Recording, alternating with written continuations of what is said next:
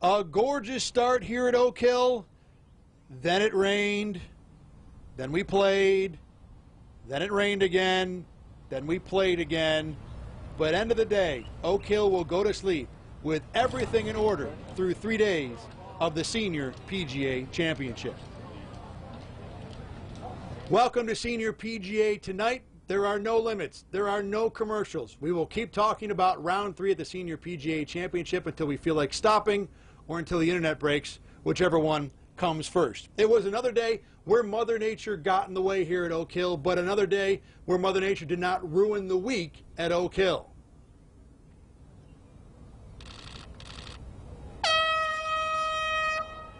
Yeah, officials blew the horn for 2 separate delays today. The first one began about 10:15 this morning, lasted 2 hours, 20 minutes. The second was at 3:15, lasting only 40 minutes. That makes 3 delays for the week. But again, big picture, this championship is still very much on schedule. Paul Broadhurst came to Rochester with the Senior PGA Championship trophy, and it looks like he might go home with it too. A second straight bogey-free round leaves Broadhurst in front by himself with a 2-shot lead after 54 holes. There's probably, 10 guys still in it. 10 guys are within 5 shots. And like I say, 5 shots is nothing around here. So, you know, like I said, I'm happy to be 2 shots clear. But I know we're in for a tough day tomorrow, and I'm going to have to be at my best again. Paul's short game and putting is unbelievable at the moment. So, you know, when he makes a mistake, he either chips it in or he makes the putt. So I'm just going to have to keep pushing and try and, you know, give myself birdie chances tomorrow and see what happens. Here's your leaderboard, and I guess we will excuse Paul Broadhurst if his math isn't quite accurate. There are only 6 guys within 5 shots of him. It's Retief Goosen in solo second, only 2 shots back. He will be very dangerous tomorrow. After that, Ken Tanagawa, then Scott McCarron, who has quietly climbed into contention. McCarron has won 2 of the last 4 senior events. Second round co-leader Esteban Toledo bogeyed 2 of his first 3, did not have a good day. Only 6 guys under par. Barring a Broadhurst meltdown, it's hard to imagine anyone else out of that top 6 having a chance to win tomorrow. The rain certainly softened up Oak Hill a little bit, but it's not as if the course played anything close to easy. All those guys who are chasing know that to get Paul Broadhurst, they are going to have a large uphill climb in round 4. I thought it was tough to get at a lot of the hole locations today. So even though we didn't have much wind, the course softened up just a little bit because of the rain that we had throughout the day. It still was tough to get the ball close. You know, who knows what it's going to take tomorrow. You know, it could be a combination of good play and maybe someone not playing so well up there. But, you know, if Paul keeps playing the way he's playing, he's going to be impossible to catch. Tomorrow I'm going to have to go low. You know, you got to shoot 4, 5, 6 under probably, depending on what Paul does. You know, Paul did that to me last year. I had the lead last year, and he came from back behind and played a tremendous round to win. So, you know, maybe it's payback. Yeah, Broadhurst was 8 under par in round 4 last year to win. Hard to imagine someone putting up that kind of score here at Oak Hill, even if the course is gettable tomorrow. Among the notables, round 1 leader Scott Perrell. He has a shot at a top 10 finish. Tom Lehman among the 8 rounds today that were under par. Bernhard Longer not really playing bad this week, just not well enough to win. Monty made the cut on the number and jumped up 40 spots today. There were 2 80s today too, Bob May and unfortunately Paul McGinley. Now the rain really hasn't been all that bad this week at Oak Hill, especially when you compare it to the never-ending trail of sadness that has been the weather in spring in Rochester this year. And we caught up with the guy who's in charge of the grounds at Oak Hill, Jeff Corcoran, to talk about what it's like to prepare for a major championship when it's raining all the time, whether it's weeks leading up to the event or during the week. When you get that much rainfall, you can't get larger mowing equipment out on the golf course, so guys are end up doing just what everybody does at home on the weekends. Push rotary mowers into certain areas. They've mowed acres and acres. My guys all have like step counts on their phones. They're doing 40,000 steps, you know, in an 8-hour day or a 10-hour day or a 12-hour day. You know, rainfall on a golf course when you're preparing for a championship is like an eraser. We saw that during the PGA Championship in 2013. You know, we get some rainfall, Duffner goes out and throws down to 63. You know, so it kind of it softens it up, makes it a little bit easier. Not that we're trying to provide an extremely hard test or embarrass anybody, but you know, you want Oak Hill Country Club and the golf course that you work at to hold up to the best in golf. Now, the leaders at the top of the board are guys you know. Paul Broadhurst won this thing last year. Retief Goosen, he's got multiple majors on the younger tour.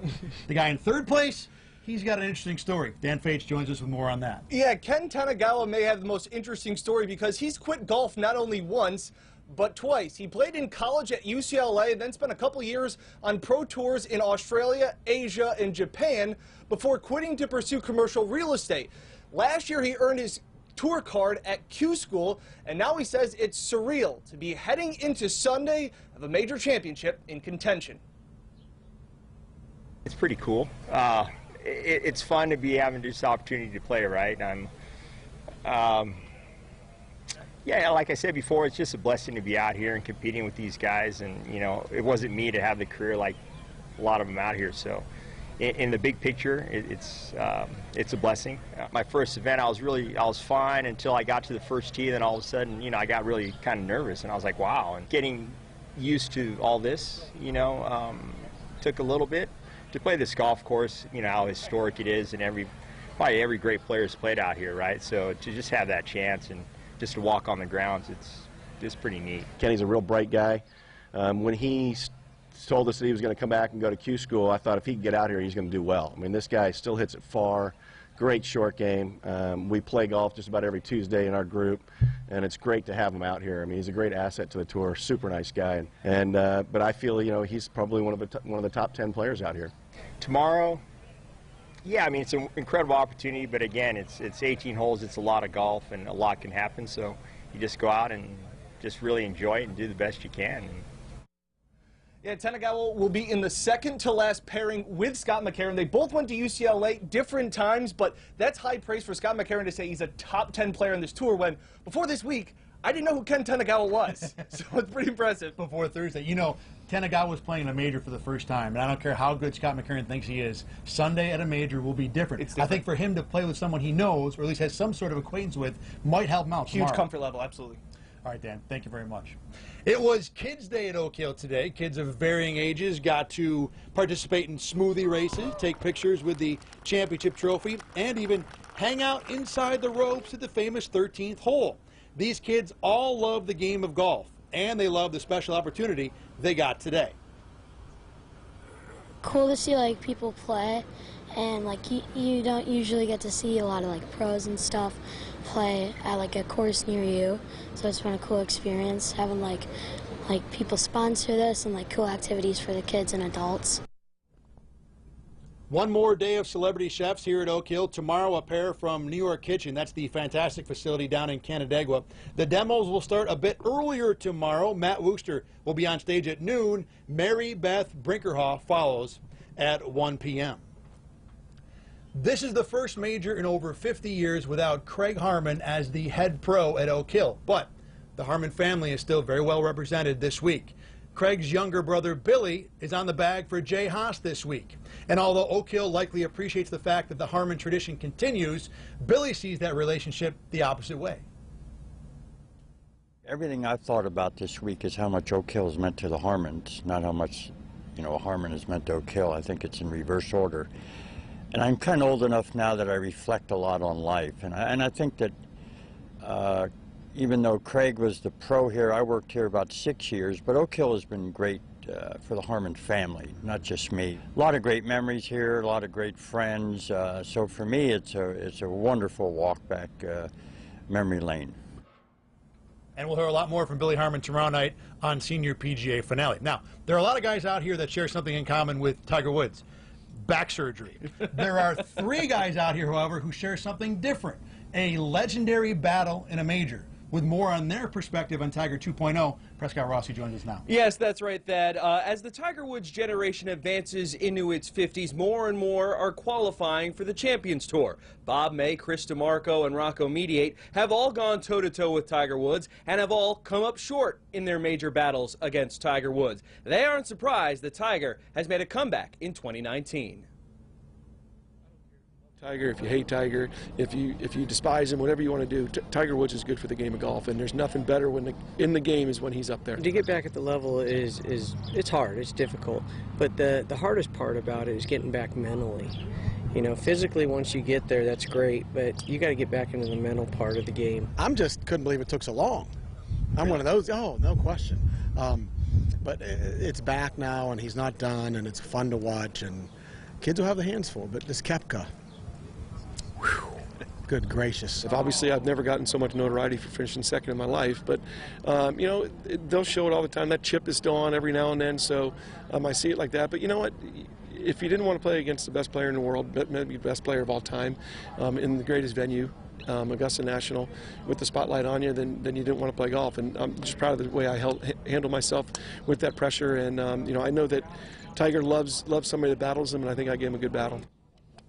You know, Thad, 2 of those 3 golfers qualified for the weekend here at the Senior PGA Championship.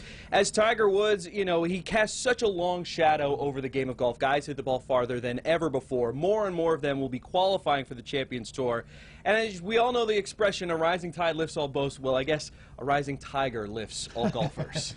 These guys have played pretty well and have become very notorious for their battles with Tiger. Prescott, thank you very much. A very long pair of weeks for the PGA of America is almost complete. With the PGA Championship in May for the first time, many PGA of America staffers spent all of last week in Long Island at Bethpage Black. They took a bus to Rochester Monday morning and then spent all week here at the Senior PGA Championship. For us, we just get so hyped up after an event. We can't wait to roll into the next event. Staff was here pretty promptly, ready to go. Our staff on site does an amazing job. Everybody was ready. We were expecting it, we prepared for it, and it's gone great. Here are your tee times for tomorrow to wrap up this week. That's great, like Susie Whaley just said. The last 4 groups, I should say, these are probably the guys that are really all that's going to matter tomorrow. Esteban Toledo goes from the last group to the 4th to last group. He'll go off with Jesper Parnevik, who's been hanging around quietly. Maybe he's got an 8-under round in him tomorrow. Corey Pavin, a lot of people around here would love to see him win this thing after his heroics back in '95. Then the last 2 groups, Ken Tanagawa. What a story it would be if he was hoisting a trophy tomorrow night. You would think, though, these 4 men are probably the 4 men who will be the likely competitors to actually win this thing. I'd be surprised if it really came out of a different group. The last group, with Paul Broadhurst and Retief Goosen, goes off at 1:50 p.m. tomorrow. The weather tomorrow, like we've said, looks beautiful. Quiet day, very comfortable. It might rain just a little bit, but we aren't stopping play tomorrow. We're going to go straight through.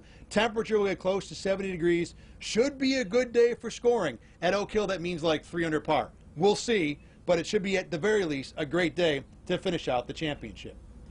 And finally tonight, one of the other fun hands-on activities you can do via KitchenAid here at Oak Hill, apron making. The Fairway tent has a ton of patches and plenty of flair for your dream apron. It's free for anyone who wants to do it, open pretty much all day long. We saw a huge line of people waiting to do it today before the celebrity chefs appeared early this afternoon. Looks like a whole lot of fun. We will conclude our week at Oak Hill with Senior PGA finale tomorrow night. We will hear from the champ. We'll hear from the Oak Hill Club president on the future of the club and hosting majors at this wonderful venue. We will also look ahead to the 2023 PGA Championship and even beyond. That is tomorrow night. Thank you once again for joining us the last 3 days right here online on Senior PGA tonight. It's been a whole lot of fun. For Prescott Rossi and Dan Fates, I'm Thad Brown. We'll see you one more time tomorrow night.